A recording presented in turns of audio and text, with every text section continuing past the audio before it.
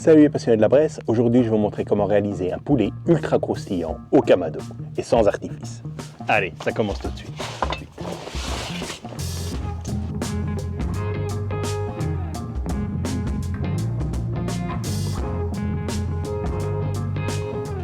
Alors comme d'habitude, on n'oublie pas de nettoyer son charbon et de vider son bac à cendres, histoire d'avoir un bon airflow.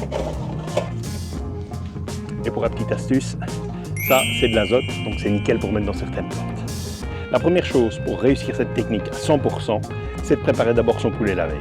Alors ce qu'on fait, forcément ça on dégage, et alors on va bien sécher le poulet avec du sopalin.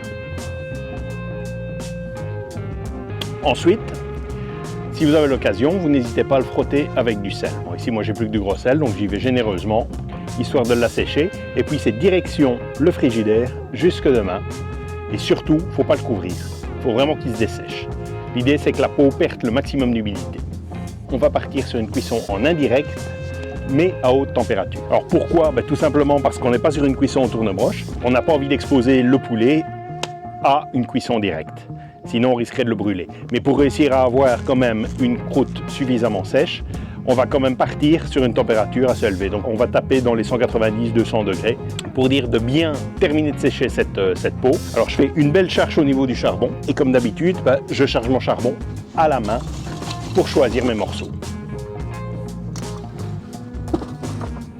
Là il me rappelle qu'il faut bien fermer la trappe, qu'on utilise l'ordinateur d'abord. Je viens demander une température de 200 degrés et là il me demande d'ouvrir le chapeau. 3 quarts. Hop. Je vais chercher mon poulet. Et voilà. Hop. Voilà notre poulet qu'on a gentiment préparé la veille. Et l'ingrédient secret, le citron. On prend son citron, on le coupe en deux. Et on va bien frotter toute la peau du poulet. Alors vous allez me demander pourquoi je fais ça. Tout simplement parce que je cherche à modifier le pH de la peau. Donc je vais l'acidifier. Par curiosité, je vous invite, si vous avez des robes du commerce, à aller jeter un coup d'œil aux ingrédients. Si vous avez un robe spécial poulet, vous avez toutes les chances de trouver dans les ingrédients du citron ou sûrement en tout cas de l'acide citrique. Et donc mon citron, on va rien perdre, on va venir aromatiser notre poulet. Hop, on le met dedans. Hop, voilà. Et alors si comme moi vous adorez les saveurs méditerranéennes, vous n'hésitez pas, vous venez mettre du romarin avec votre citron bien au cœur du poulet. Voilà, alors j'en profite pour vous parler un petit peu de la fonction d'allumage du Connected Joe. Donc on peut l'utiliser avec ou sans le contrôleur. Si on l'utilise sans le contrôleur, on n'oubliera pas d'ouvrir complètement les vents du bas et du haut. Au niveau du poulet, ce qu'on cherche, c'est toujours d'avoir une peau crunchy, et donc on oublie tout ce qui est huile, tout ce qui est graisse, tout ce qui est ajout. On démarre à sec systématiquement, c'est comme ça même pour le poulet à la portugaise, le vrai poulet à la portugaise. On ne badigeonne pas, on vient badigeonner après, on démarre toujours à sec. Il faut assécher son poulet en début de cuisson. Alors bien sûr, on pourrait faire une cuisson en direct, mais le problème c'est qu'on risque de brûler. Parce que forcément, un vrai poulet, on n'est pas sur du coquelet, on est sur du poulet fermier, on a de la masse, il faut arriver à une cuisson à cœur correcte et régulière. Alors j'en profite pour vous faire une petite parenthèse. Une bonne cuisson de poulet se fait forcément à la température et donc à la sonde, donc prise directe, on y va. Et on va les checker au niveau de la cuisse. Un poulet entier se mesure au niveau de la cuisse et on veut 87 degrés à cœur au niveau de la cuisse. Parce que forcément, c'est un muscle de travail, je vous l'ai déjà répété plein de fois, c'est un muscle de travail et donc il faut aller chercher plus haut si on veut avoir de la tendresse. Alors si vous avez la possibilité, vous n'hésitez pas à venir mettre un plat dans le bas, un peu le principe du dry pan. On peut y mettre de l'eau ou pas obligatoirement, vu que là on est quand même sur le poulet, tout ce qu'on veut c'est vraiment le dessécher. Mais ça permettra d'avoir une facilité de nettoyage. Les graisses tomberont directement dans ce plat. Moi j'aime bien utiliser la céramique, mais bon, il existe des plats inox qui feront très très bien le travail. Et on va venir positionner notre poulet directement sur la grille. Alors j'essaye toujours de mettre mes blancs vers le haut. Voilà, alors on va se faire un petit bilan à mi-cuisson. Moi je trouve ça déjà très très intéressant parce qu'on voit que la peau dessèche, elle est vraiment en bonne voie, elle se colore. Oui. Et on n'a utilisé aucun gras. Voilà les amis, le poulet est à température. C'est maintenant que la magie va opérer. Et pour ça, on a besoin d'un accessoire, le spray.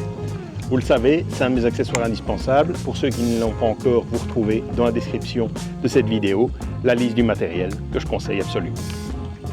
Alors qu'est-ce qu'on va faire? On va venir tout simplement pulvériser de l'eau sur notre peau de poulet qui est vraiment bien chaude.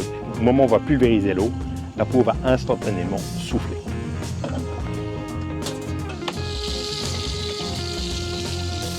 Vous voyez là, on a une magnifique couleur. Et maintenant, je vais venir pulvériser. Et on voit automatiquement voilà, la peau qui commence à se souffler. Voilà, alors on y va vraiment, mais délicatement, hein, délicatement.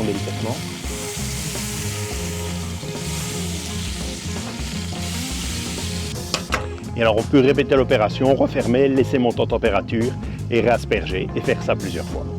Donc comme vous avez pu le voir, c'est vraiment une technique voilà, que je recommande pour avoir une peau croustillante, une cuisson parfaite à cœur. Donc bien sûr, je récapitule. On démarre notre kamado, cuisson en indirect à une température d'environ 200 degrés. Un poulet qu'on aura séché la veille. On peut le saler, idéalement sel fin. Moi je l'ai fait au gros sel parce que j'avais plus de sel fin. Vraiment donc le dessécher. Donc on le laisse au frigo pendant une nuit sans le couvrir pour vraiment continuer à sécher cette peau. Donc vraiment retirer un maximum d'humidité. Hein. C'est pour ça d'ailleurs qu'on met le sel. On l'a bien essuyé au sopalin préalablement. Et alors pour la cuisson, en indirect, 200 degrés. On cherche une température à cœur dans la cuisse parce que c'est un muscle de travail. Donc on va toujours aller chercher le muscle qui demande le plus de température. Donc le muscle ou les fibres sont les plus denses pour checker notre température. 87. Seuil nickel pour avoir une cuisson parfaite sur le reste du poulet. Et quand on atteint cette température, on va commencer à utiliser le spray, comme je vous l'ai dit, pulvérisateur, vraiment avec une bruine très légère. Et donc, on va instantanément faire souffler cette peau. Voilà. Et on peut répéter l'opération si on veut vraiment avoir cet effet vraiment croustillant. Au moment où on pulvérise, comme vous l'avez vu, la peau a tendance à souffler et se décoller de la chair. N'oubliez pas de vous abonner pour ne pas louper les prochaines vidéos. On s'abonne, on clique sur la petite cloche pour avoir les rappels. Et alors, surtout, cette vidéo, ce n'était pas pour vous montrer comment avoir du goût au niveau du poulet, même si je vous montre la petite astuce du citron et du romarin, mais c'était vraiment pour vous montrer la cuisson. On parlera arôme, assaisonnement une prochaine fois. Allez les amis, j'espère que cette vidéo vous a plu. À la prochaine. Ciao!